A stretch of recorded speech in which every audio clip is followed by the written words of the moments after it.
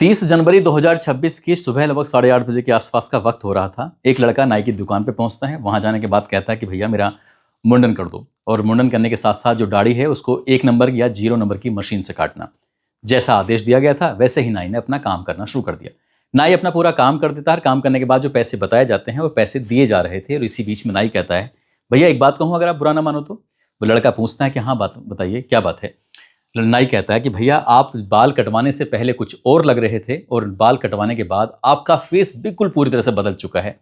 लड़का ये सुनने के लिए एकदम समझ लीजिएगा उतावला हो रहा था। वो यही चाहता था कि उसकी जो पहली पहचान थी कहीं ना कहीं धूमिल हो जाए और वो एकदम से पहचानने में ना आए। इसीलिए तो वो उसका मुंडन हुआ था, इसलिए उसने अपनी दाढ़ी के बाल पूरी तरह से कटवाए थे। और यही इसलिए कटवाए थे सब कुछ उसने, क्योंकि उसने 1670 किलोमीटर दूर से एक महिला को अपने साथ लेके आया, और लाने के बाद उसका कत्ल करने के बाद वहां से चला जाता है। उसकी कोशिश थी कि वहां पर एक भी सबूत ना छूटे, लेकिन गलती से एक सबूत छूट जाता है, और उसी सबूत की वजह से वो पकड़ा जाता है। पुलिस ने जब इस घटनाक्रम का खुलासा किया था तो लोगों को यकीन नहीं हो रहा था घटना के पीछे की जो वजह थी। आदाब, नमस्कार, सत श्री अकाल। 30 जनवरी 2026 की सुबह लगभग 7 बजे के आसपास का वक्त हो रहा था। लोग अपने अपने घरों से बाहर निकले हुए थे टहलने के लिए, और एक जगह लगती है उत्तर प्रदेश के गोरखपुर में, थाना पीपीगंज है, और पीपीगंज थाना क्षेत्र का बरघट्टा एक जगह लगती है। उसी के पास में पुल है।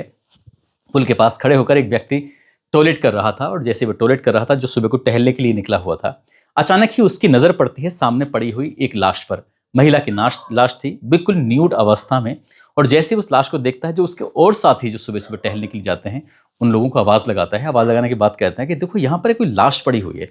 जैसे वो लोग उसे करीब से देख रहे थे तो वाकई न्यूड अवस्था में एक लाश थी, जो लगभग 30 या 35 साल के आसपास की एक महिला की लाश थी। लेकिन लाश किसकी थी, चेहरा उसका साफ दिखाई नहीं दे रहा था। ऐसा लग रहा था कि बार बार किसी भारी वस्तु से मारकर उसके चेहरे को पूरी तरह से बिगाड़ दिया गया हो। तत्काल प्रभाव से इस सूचना पुलिस को दी जाती है, और जैसी पुलिस को इस सूचना मिलती है, क्योंकि ये उत्तर प्रदेश के मुख्यमंत्री योगी आदित्यनाथ का शहर है, और वैसे ही पुलिस इस मामले को बहुत ज़्यादा गंभीरता से लेती है, और गंभीरता से लेने के बाद यहाँ पर पूरा पुलिस फोर्स आ जाता है। एक तरह से कह सकते हैं कि छावनी बन जाता है। देखते देखते ही खबर आग की तरह इलाके में फैल जाती है। वहीं पास में ही एक बूढ़ी औरत भी रहती है, आसपास के दुकानदार भी हैं, लेकिन किसी को इस बात की भनक तक नहीं लगती कि आखिरकार यहाँ पर एक कत्ल हुआ है। पुलिस अपने काम में जुट जाती है, और आसपास के इलाकों के जितने भी सीसीटीवी कैमरे थे उन कैमरों को खंगालना शुरू कर दिया जाता है। एफएसएलटी की टीम बुलवाई जाती है, और साथ ही जो डॉग स्क्वाड था उसको बुलवाया जाता है, और पुलिस ने जो आसपास के जितने भी लोग थे सभी से पूछताछ की जाती है, सभी से जानकारी जुटाने की कोशिश की जाती है। ऐसी कोई महिला इस इलाके में या पूरे ज़िले के अंदर कोई गायब तो नहीं हुई है। सभी थानों को ये सूचना दी जाती है ताकि कोई आकर क्लेम करे कि हाँ इस महिला को हम जानते हैं, पहचानते हैं। लेकिन कोई क्लेम नहीं कर रहा था। आखिरकार पुलिस के हाथ कुछ लग नहीं पा रहा था। पुलिस थोड़ी परेशान हो जाती है। 100 से ज़्यादा सीसीटीवी कैमरे खंगाले जाते हैं। साथ ही इस इलाके में जितने भी टावर लगे हुए थे, टावरों से डंप डाटा भी उठाने की कोशिश की जा रही थी। कहीं ऐसा तो नहीं कोई बाहर का व्यक्ति आए और आकर हत्या करके यहाँ से चला जाए। पुलिस के हाथ बिल्कुल खाली थे। लेकिन पीपीगंज थाना क्षेत्र में इलाहाबाद बैंक होता है, और इलाहाबाद बैंक के ठीक सामने एक सीसीटीवी कैमरा लगा होता है, और उस सीसीटीवी कैमरे में रात 11:20 पर और रात 12 बजे, ये तारीख थी 29 जनवरी 2026 की रात, जब स्कूटी जा रही है तो 3 सदस्य उस पर बैठे हुए हैं। जब स्कूटी वापस आ रही थी तो उस पर 2 बैठे हुए थे। पुलिस ने बस इसी नीले रंग की स्कूटी की तलाश करना शुरू कर दिया कि आखिरकार ये स्कूटी कहाँ मिलेगी। पुलिस ने अब तमाम कोशिशें की। जहां स्कूटी की रफ्तार थोड़ी धीरे थी वहां पर स्कूटी का नंबर उसके अंदर कैद हो जाता है सीसीटीवी कैमरे के अंदर, और जैसे कि नंबर कैद होता है तो पुलिस अब इस नंबर के आधार पर उसके मालिक की तलाश में जुट जाती है। आखिरकार मालिक का भी पता चल जाता है। मालिक ज्यादा दूर का नहीं होता है। पीपीगंज थाना क्षेत्र में ही तिघरा टोला लगता है। तिघरा टोला का सहपैया निवासी एक व्यक्ति जिसका नाम रामविलास होता है, रामविलास साहनी, जो कि रेलवे से रिटायर्ड कर्मचारी होता है। पुलिस जब उसके पास पहुंचती है, उससे पूछताछ करती है, तो वो कहता है कि साहब मेरी स्कूटी को मेरे दामाद लेके चले गए हैं, जिनका नाम विजय साहनी है, जो कि गांव माडर के रहने वाले हैं। थाना लगता है उनका सहजनवा, वहां के रहने वाले हैं। जैसे पुलिस इस मामले में थोड़ा सक्रिय होती है, सीधे विजय के घर पहुंचती है। दरवाजा खटखटाया जाता है, और दरवाजा खटखटाने के बाद एक महिला निकल के आती है। नाम होता है संध्या साहनी। संध्या साहनी जैसे बाहर निकल के आती है, उससे पूछा जाता है कि विजय साहनी क्या यहीं रहते हैं? वो महिला कहती है कि जी हाँ यहीं रहते हैं। इसके बाद पूछा जाता है कि वो कौन लगते हैं आपके? वो महिला कहती है साहब मेरे पति लगते हैं। और जैसे बात पति की आती है, वो कहते हैं कि ठीक है उन्हें बाहर भेजो, हमने उनसे बात करनी है। विजय साहनी जब बाहर निकल के आते हैं पुलिस के सामने, पुलिस उन्हें तत्काल ही अपने कब्जे में ले लेती है, हिरासत में ले लेती है और उनसे जब पूछताछ करना शुरू करती है तो वो ज़्यादा देर तक पुलिस के सवालों के सामने टिक नहीं पाते।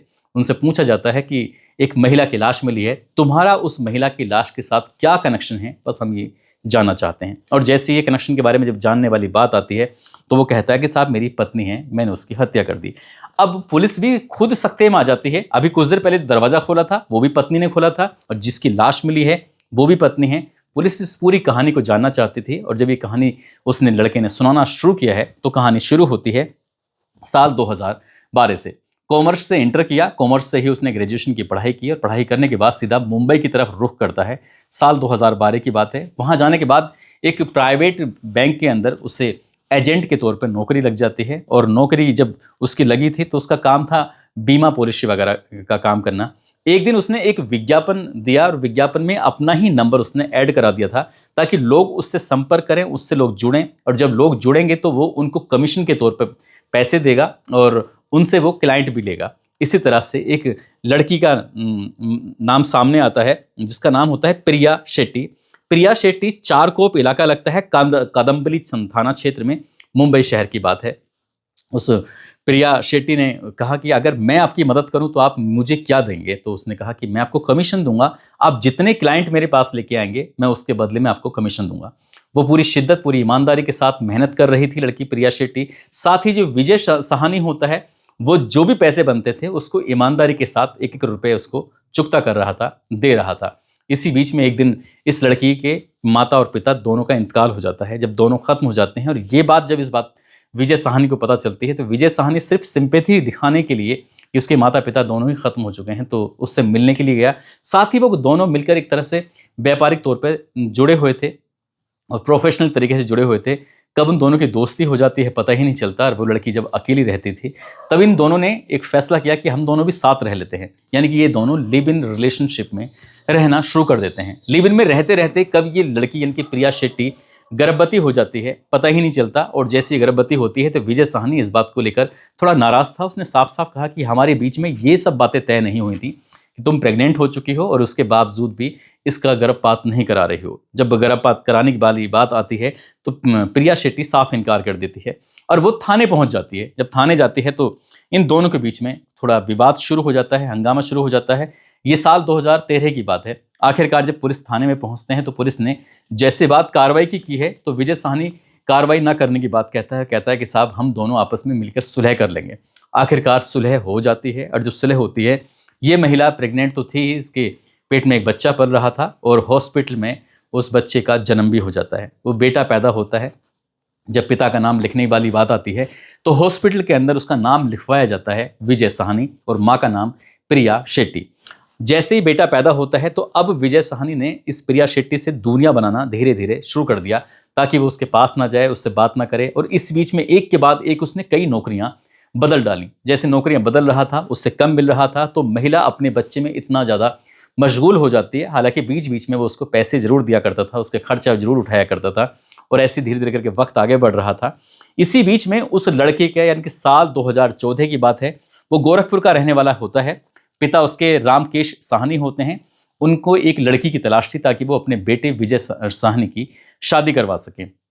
जैसे विजय साहनी की शादी की बात आती है तो पीपीगंज तिघरा टोला जगह लगती है। सपैया निवासी एक व्यक्ति जो रेलवे से रिटायर होते हैं, नाम उनका राम विलास होता है।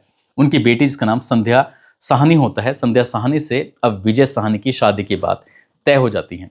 जब विजय शादी की बात तय हो जाती है, उधर उसने अपनी पत्नी जब लगातार उधर दबाव वाली बात थी, प्रेशर वाली बात थी, जो थाने पहुंच जाती है तो उसने उस प्रेशर को खत्म करने के लिए, इस मामले को खत्म करने के लिए उसे मंदिर में लेके जाता है और उससे शादी कर लेता है।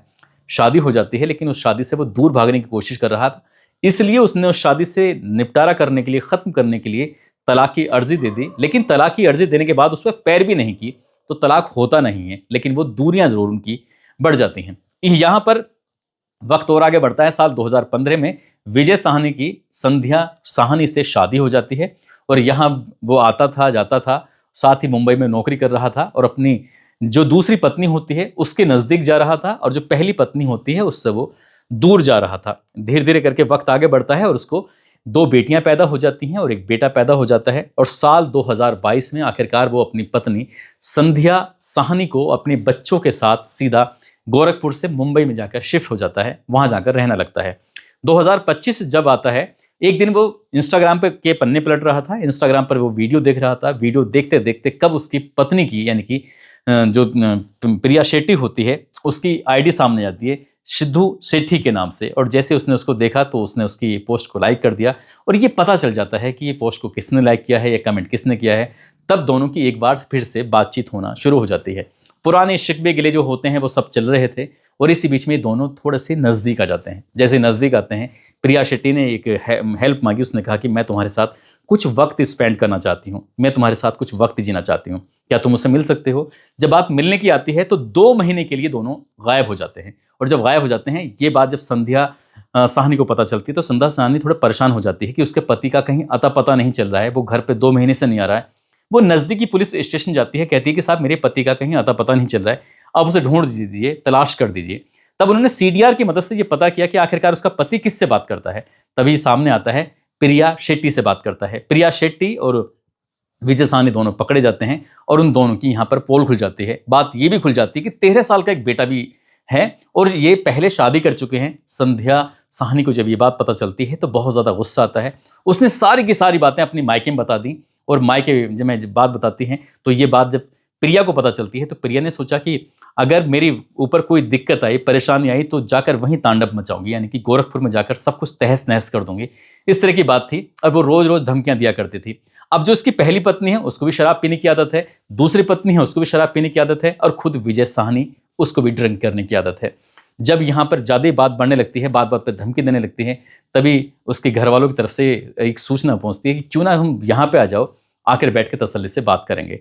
26 जनवरी 2026 को आखिरकार संध्या साथी, जो उसकी पहली पत्नी होती है प्रिया, इन दोनों को लेकर विजय ट्रेन के जरिए पहुंच जाता है। 2 दिन इधर उधर घूमते हैं। घूमने के बाद आखिरकार घर वालों के सामने अभी पहुंचे भी नहीं थे। इसी बीच में वो रात को ये 29 जनवरी 2026 की रात की बात है। ये घूमने के बाद पीपीगंज की तरफ जा रहे थे, जहाँ पर घर है। एक ऑटो वाले को पकड़ते हैं, ऑटो वाले से कहते हैं कि भैया हमें पीपीगंज छोड़ देना, तो 200 रुपये में तय होता है। इस बीच में रास्ते में जगह जगह रुक रहे थे। रुकने के बाद जमकर शराब पी रहे थे। जब शराब पी रहे थे तो प्रिया कुछ ज़्यादा ही शराब पी रही थी। ऑटो वाला था, फ्री की मिल रही थी तो वो भी पीना शुरू कर देता है, यानी कि ऑटो वाला भी पी रहा है, विजय साहनी भी शराब पी रहा है, संध्या साहनी भी शराब पी रही है और प्रिया शेट्टी भी शराब पी रही है। तीनों शराब पी रहे हैं और जब पैसे का नंबर आता है देने का तो ये लोग कहने लगते हैं कि तुमने भी तो शराब पी है, क्यों पैसे मांग रहे हो। कहासुनी शुरू हो जाती है। इस कहासुनी से ही एक दूसरे को वो अच्छी तरह जान जाते हैं, पहचान जाते हैं और एक ऐसी जगह पर वो छोड़ देता है। गुस्से में आकर पैसे तो लेके चला जाता है ऑटो वाला, लेकिन छोड़ के चला जाता है। इसी बीच में स्कूटी मंगाई जाती है अपने ससुराल से, जो रामविलास की स्कूटी होती है, स्कूटी आती है। स्कूटी आने के बाद आगे बैठता है विजय और पीछे बैठती है संध्या और बीच में बिठाया जाता है प्रिया को। प्रिया बहुत ज़्यादा नशे में होती है और ये सीधा पहुंच जाते हैं बरघट्टा पुल के पास में। वहां जाने के बाद उस लड़की की, यानी कि प्रिया की स्थिति कुछ ऐसे हो जाती है कि वो शोर मचाने की भी स्थिति में नहीं थी। तभी उसका गला घोंटा जाता है और गला घोंटकर उसकी हत्या कर दी जाती है।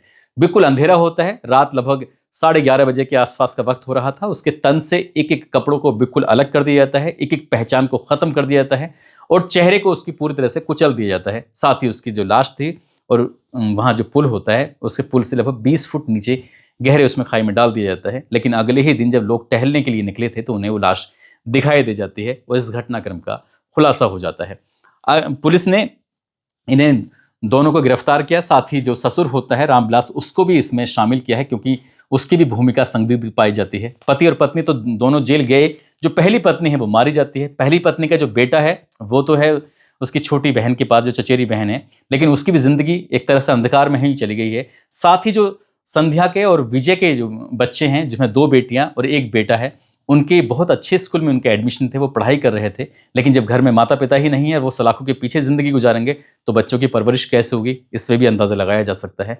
पूरा घर पूरी तरह से तहस नहस हो चुका है विजय की गलतियों की वजह से। पुलिस ने जब इस घटनाक्रम का खुलासा किया था तो लोगों को यकीन नहीं हो रहा था कि अच्छी खासी ज़िंदगी चल रही थी, लेकिन अच्छी खासी ज़िंदगी के बाद भी विजय ने ही इस ज़िंदगी को पूरी तरह से दूभर कर दिया। अपनी ज़िंदगी को, अपने बच्चों के परिवार को भी खराब कर दिया। हालांकि उसने सोचा था कि वो पकड़ा नहीं जाएगा। लेकिन उसे ये नहीं मालूम था कि वो ऑटो वाला उनके चेहरों को पहचान चुका था। जैसे ही हत्याकांड की खबर लगती है तो उसके बाद ऑटो वाला खुद ही पुलिस के पास पहुंच जाता है और उसने उस दिन का पूरा वाकया पुलिस को बताया था। साथ ही जी स्कूटी की पहचान की वजह से, उसके जो नंबर थे उसकी वजह से पहचान पड़ जाती है।